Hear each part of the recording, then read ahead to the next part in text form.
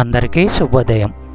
ఈరోజు దేవుని వాగ్దానం ఏమనగా, హెబ్రీయులకు రాసిన పత్రిక 9వ అధ్యాయము 22వ వచనము. మరియు ధర్మశాస్త్ర ప్రకారము సమస్త వస్తువులను రక్తము చేత శుద్ధి చేయబడిననియు, రక్తము సిందింపకుండా పాపక్షమాపణ కలుగుదనియు సామాన్యముగా చెప్పవచ్చును. సహోదరి సహోదరులరా, పాత ఒడంబడిక కాలంలో ప్రాయశ్చిత్తానికి సాధారణంగా జంతువుల రక్తము అవసరము. ఇందుకు కొన్ని మినహాయింపులు ఉన్నాయి.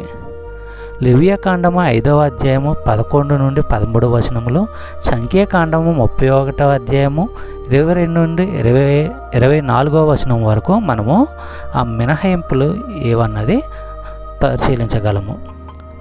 లేవియకాండము 17వ అధ్యాయము 11వ వచనము మనము పరిశీలించినట్లయితే, ఎందుకంటే శరీరానికి ప్రాణము రక్తంలో ఉన్నది, బలిపీఠం మీద మీ పాపాలను కప్పివేయడానికి దాన్ని మీకు నియమించాను. రక్తంలో ఉన్న ప్రాణము కారణంగా అది ప్రాయశ్చిత్తం చేస్తుంది. సహోదరి సహోదరులారా, క్రీస్తు కార్చిన రక్తం ఆధారంగా మాత్రమే దేవుడు మనుషులను క్షమిస్తాడు. మత్తయి సువార్త 26వ అధ్యాయము 28వ వచనము మనము పరిశీలించినట్లయితే, ఇది నా రక్తము పాప క్షమాపణ కలిగేలా అనేకుల కోసము చిందించే క్రొత్త ఒడంబడిక రక్తము.